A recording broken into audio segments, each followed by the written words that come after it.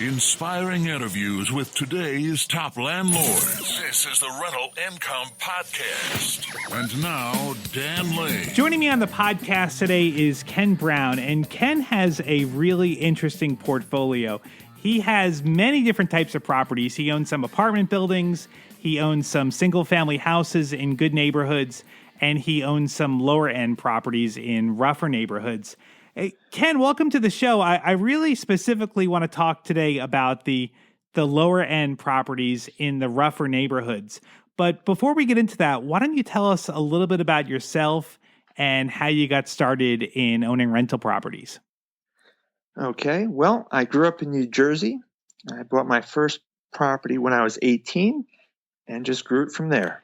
That's interesting. 18 years old. Most people at 18, real estate isn't really on their radar yet. What got you interested at such a young age? Money. Good answer. Good answer. So tell me about that first deal. How did you find a deal, and how did you know what to do at 18? I didn't really know what to do, but I went down to the courthouse, watched some people do some transactions for a little bit, found a property that was going to foreclosure, talked to the owner, bought it from the owner using a quitclaim deed, got the property resold before the bank could actually foreclose on it. That's how I made my profit. Absolutely incredible. That is great. And then, so from there, when did you get into rental properties from there? How long did it take you before you bought your first rental? My first rental property, I actually probably bought my first rental property in the 90s. Okay. And was that a lower end property, or was that one of your nicer properties? No, it was a low end property. Okay. So what attracted you to the low end? Because a lot of times people will say, stay away from the low end properties. It's going to be a lot of headache. It's going to be a lot of hassle. Have you found that to be true, that there's a lot of problems on the lower end? Well, for people who don't know what they're doing or think that it's going to be easy, yes. Okay. You definitely need to have a cast iron stomach. Okay. Now, would you say that these properties you own, that they're in war zones, or would you say it's just a rougher neighborhood? Probably just a rough neighborhood. Okay. I don't have any problems going into the neighborhoods, but I don't necessarily know I would send my wife there, especially at the middle of the night. I've never been assaulted, attacked. No one's ever even come up to me and given me a hard time. What attracted you? Was it just that these properties generate a lot of cash flow? The profit potentials are huge. Very few people either want to deal with the headache or know how to deal with the headache. And so it leaves a very large opportunity to go in and turn the properties around and make a lot of money, because people are just dropping them off and dumping them at these incredibly low prices. So tell me, what are we talking? How much do these properties generally cost? The row houses in Baltimore, you're generally picking them up for less than $30,000 a piece. And what do they rent for? Anywhere from $800 to $1,300. Wow, that's incredible. That really is a lot of property, a lot of profit there. So tell me, what are some of the issues that you run into with these properties that maybe you don't see at one of your higher end properties? Well, you have a couple of issues. One, of course, is getting the tenant to pay. Mm-hmm. We have some solutions for that. And the other is just keeping the property up to snuff, having the city come in and inspect, maybe a Section 8 tenant, have the Section 8 coming in to inspect and keeping that property on the good side of everybody's inspection portfolio. So what are some of your tricks that you get to get people to pay you? Tricks for people paying. Well, first of all, I make sure I do a thorough background check. I obtain copies of everybody's picture ID, social security card. If they have a job because they're a street tenant, then I'm making sure that the job participates in payroll deductions. Basically, it's a voluntary garnishment. The tenant and the employer sign an agreement with me that so long as the tenant is employed by that employer and the tenant is occupying my residence, the employer will pay the rent directly to me. It's not going to be paid, or I don't have to chase the tenant down. Oh, that is really smart. So you get paid every time they get paid. So if they get paid every other paycheck. Friday, that's great. So Yep. So are you a month ahead then or are they paying in the month that the rent's due? It depends. Okay. For the most part, by the end of the day, we are a month ahead. Okay. Okay. Most tenants getting started out, they don't have the cash cushion to be ahead. So we go in and they make a little extra payment out of their paycheck above and beyond what their normal pay should be until we are ahead. And then we drop it down to just the regular month payment. Are you able to get that set up with most tenants, or do a lot of them maybe are they not able to do that or don't want to do that? If they're my tenant, they do it. Good answer. Good answer. So there's really, that's not negotiable, that they're paying you through payroll deduction or their Section 8 where the government's paying their rent. That is correct. That's great. Yeah, because a lot of those lower end tenants, and I don't have anything to scientifically back this up, but I feel like a lot of them are working on cash or money orders. Like they're not going to be able to write you checks or pay through any kind of automatic deduction. So getting the money from their job, I think is really smart. That's a really, really good move. Now, with the being hands-on, like a lot of times with these lower end properties, that they say you need to be a more hands-on manager than you would on an upper end property. Is that true? Is there a lot more babying with these tenants? Absolutely. Like what kind of stuff comes up? Like what kind of, like how are you being more hands-on? Well, let's take something simple. You have a HVAC system, gas furnace, you need to change the filter on a regular basis. Right. The tenants have no clue.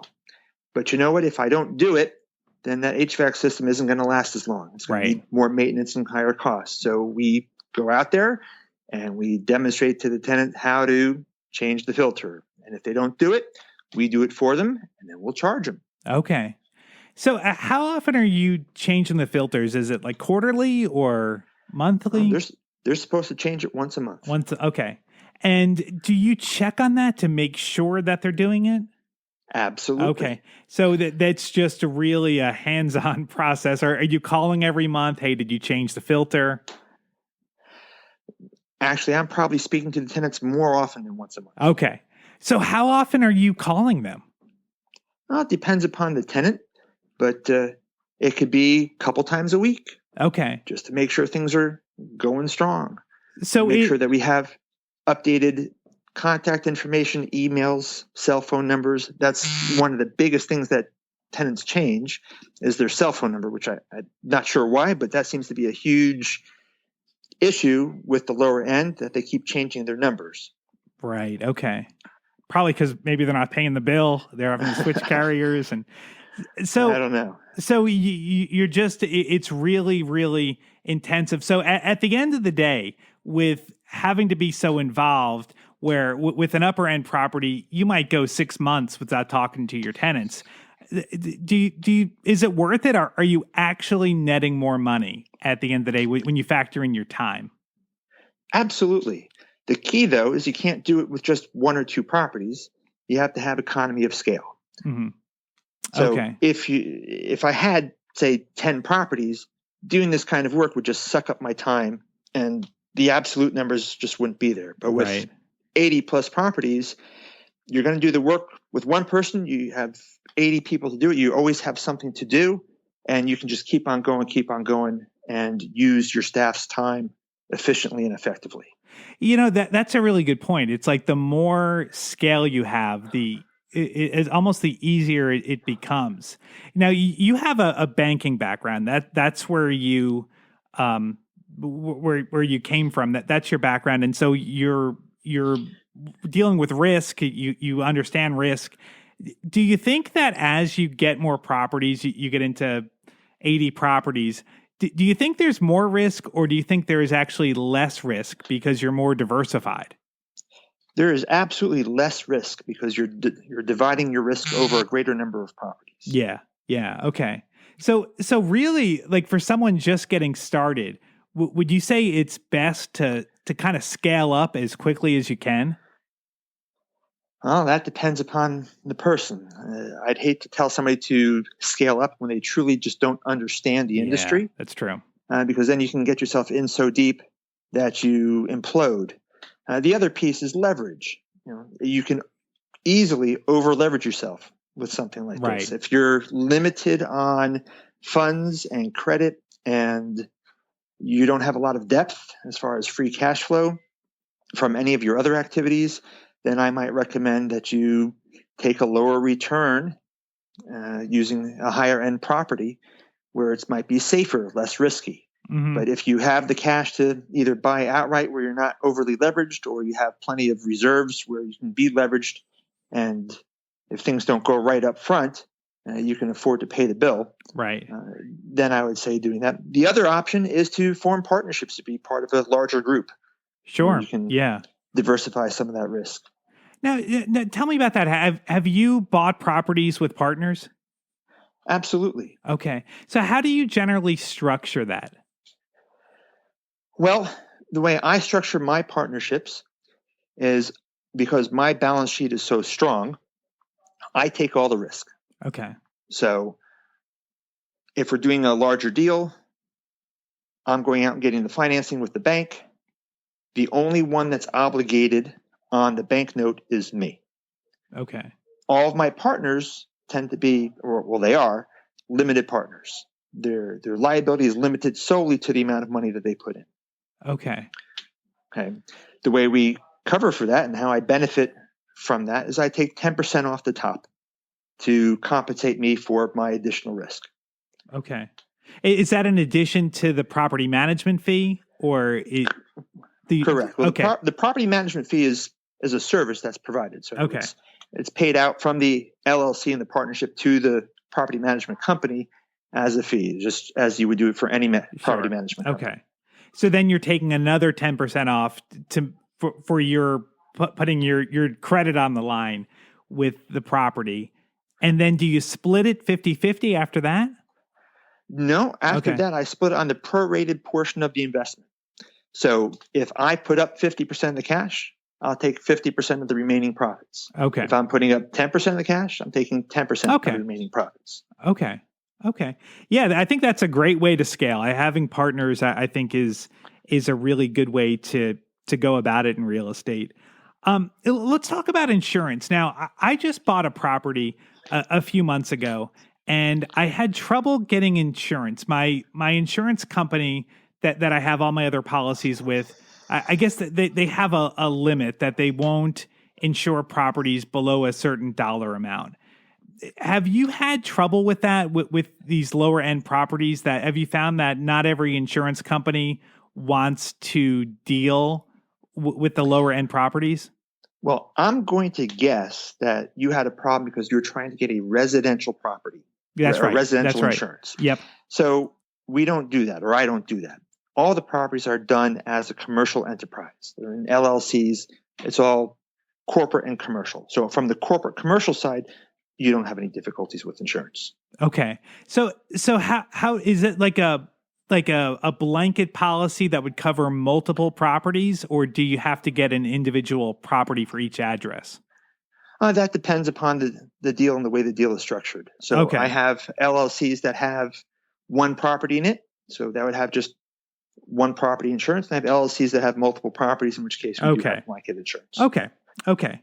Now, talk to me about turnover. Now, with these lower end properties, I'm assuming you probably have more turnover than you would in your higher end properties. Is that right? Nope. The exact opposite. Really? Okay. Well, talk to me. How do you get people to stay? Well, because they're actually not paying the bill out of their pocket, or at least they don't think it because it comes out of their paycheck. They have a stable environment. And then the other piece is that we fix the problems in the property. That's probably the biggest piece that impinges on your profits, on the damages that the tenants do that intentionally or unintentionally, or just because they're lazy or they don't know how to take care of the property. Properties get damaged. They need to be repaired and maintained. And we make sure that the properties are well maintained. Okay. So the tenant calls and there's a leak in the roof. We got a call today from a tenant that there's a leak in the roof. Well, she called at 8:30 in the morning. and it's now 11:30, and we already have somebody out there taking a look at it. That's great service. So wow. By providing that prompt service and that attention to detail and responsiveness, they're happy. Okay. We're happy to do it because they're paying the bill on time. Right. Because everything comes out of their paycheck and nobody's chasing something. And a lot of times I see landlords say, well, we're not doing this repair until you pay your bill. Well, that's silly. Right. It's not how it's supposed to work. That's good. So you get a good reputation with the tenants, and they want to keep living there because you're taking care of them. You're doing the right thing. That's great. Now, what about appreciation? In a lot of these neighborhoods, they don't seem to appreciate as well as maybe an upper class neighborhood. Is that true? Like when you're buying these things, are you not really thinking about appreciation one day? I'm thinking about appreciation, but the appreciation is zero. Okay. Your expectations are for these properties to not appreciate. Okay. So now what would happen, say, if at some point you don't want to deal with it anymore? It's maybe you want to do other things with your life. You want to sit on a beach, retire, whatever. Would you feel comfortable hiring a property manager? Like, do you think they would maybe not be as hands-on as you are? Or so if it came time to the point, if you got to the point where you didn't want to manage anymore, would you sell these properties or would you trust a manager? If you're asking about me personally, well, nobody works the way I work. Right. So the answer is no, I'm not going to trust another property management company. My particular goal is to build up enough properties to put them together as a group and sell it as a business. Okay. So it's not about the value of the property. It's about the value of the business, the cash flow from the operations, not so much the marketability asset value of the property itself. Okay. So I believe I'll need to get to a few hundred properties. I'm on the way to getting there. Once I get to that particular economy of scale, I'll put them all together in a nice, neat little package and sell the business as a lump sum. That's a great exit strategy. That's awesome. Now Baltimore, where you are buying properties, is an interesting city because properties will be like $3,000, and then you go a block and properties are $200,000. Why is that? Like, why do the values change so much so quickly, block to block? Well, first you have the condition of the actual house itself. So a property that's $3,000 is probably going to be a shell, right? Versus a property that's completely renovated. The second piece is, what are the properties around it like? If you have one property on a block of 40 where 39 properties are boarded up and you're the only property operating, nobody's going to want to live there. Right. It's not worth anything. Okay. So that was actually one of my first properties that I bought. Is I bought this one unit. I paid $10,000 for it, and it was actually in pretty good shape on a block that there were 72 units, of which nobody else was living there. The reason why I bought it is I knew that the city was going to come and tear everything down. Shortly after I bought it, the city came and destroyed every other unit on the block except for mine. So I ended up having a single family house, detached. Nobody was around for a block and a half. And I've had that place tenanted from day one, and everybody loves it. I've only had 2 tenants in the property over the course of 8 years, and nobody wants to leave. Wow. Are there plans to redevelop the area? Well, unfortunately, yes. I actually had that property taken away from me just a couple months ago through eminent domain from the city because they're going to redevelop that area. Okay. So I did lose it. I bought it for $10,000. I probably put about $10,000 or $15,000 into it over the course of the past 8 years. The city paid me just under $40,000 for it. Okay. And I took $850 a month from a tenant for the entire time. So you still did all right. Yeah. Is the city doing anything? Like, are there any like incentives, like tax incentives or cheap financing to go into some of these properties, or are you just basically on your own? In Baltimore City, there is some incentive for owner occupants, but I'm not buying any of these properties as owner occupants. So I'm not able to capture any of that. Okay. What we're talking about today is probably not something Yeah. that anybody's really going to capture for that. Sure. Okay. Well, Ken, this was a great interview. I really appreciate you coming on and sharing your knowledge with our listeners. If anyone wanted to reach out to you or learn more about what you're doing, what's the best way to track you down online? Send me an email, kenbrown@quasarrealestate.com. If you missed that, I will go ahead and put a link to your email and also to your website on the website. You can check it out at rentalincomepodcast.com/episode 83. Thank you so much for tuning in. My name is Dan Lane, and this has been the Rental Income Podcast.